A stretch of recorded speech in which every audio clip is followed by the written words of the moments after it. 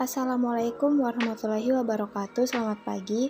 Saya dari kelompok 1 yaitu Dita Amelia dan teman-teman saya yaitu Marsha Sabrina, Indri Marlina, Afifah, Febriana, dan Muhammad Jaka. Di sini kami akan menjelaskan tentang mekanisme evolusi.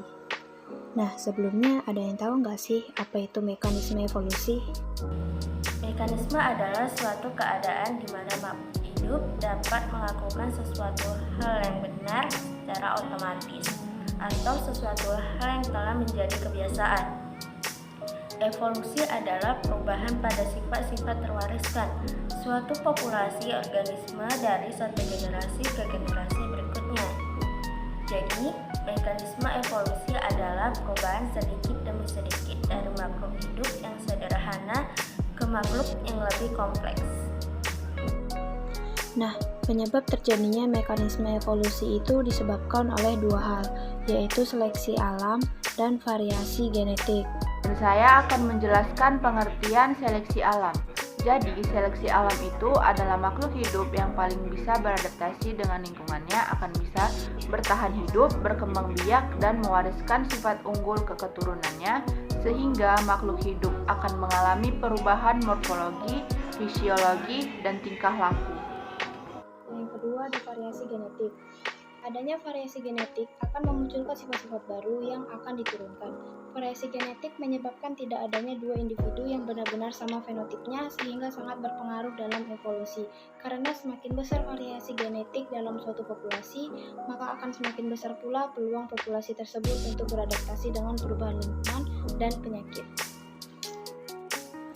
Nah, selanjutnya ada faktor terjadinya variasi gen disebabkan oleh dua hal, yaitu mutasi gen dan rekombinasi genetik. Mutasi gen adalah perubahan yang terjadi pada materi genetik di dalam sel.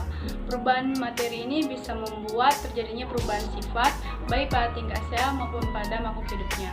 Peristiwa mutasi akan meningkatkan terjadinya perubahan frekuensi gen, sehingga akan mempengaruhi fenotip dan genotyp. Rekombinasi genetika merupakan proses pemutusan sunting bahan genetika, biasanya DNA, namun juga bisa RNA, yang kemudian diikuti oleh penggabungan dengan molekul DNA lainnya. Pada eukariota, rekombinasi biasanya terjadi selama meiosis sebagai pindah silang kromosom antara kromosom yang berpasangan. Proses ini menyebabkan keturunan suatu makhluk hidup memiliki kombinasi gen yang berbeda dari orang tuanya, dan dapat menghasilkan allel kimerik yang baru. Di sini saya akan menjelaskan faktor yang berperan dalam mekanisme evolusi. Yang pertama itu ada mutasi. Mutasi adalah perubahan yang terjadi pada bahan genetik, baik pada taraf tingkatan gen maupun pada tingkatan kromosom. Yang kedua, ada genetic drift, merupakan akumulasi kejadian acak yang menggeser tampilan lingkung gen secara perlahan dari keadaan setimbang, tetapi semakin membesar seiring berjalannya waktu.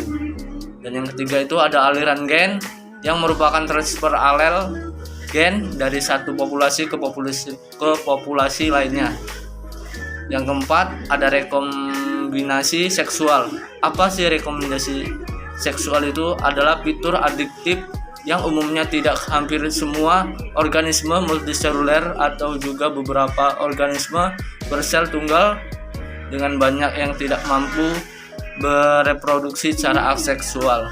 Yang kelima itu ada adaptasi, adalah cara organisme dalam mengatasi tekanan lingkungan sekitarnya untuk bertahan hidup. Sekian penjelasan dari saya, kurang lebihnya saya mohon maaf. Wabillahi taufiq wal hidayah. Assalamualaikum warahmatullahi wabarakatuh.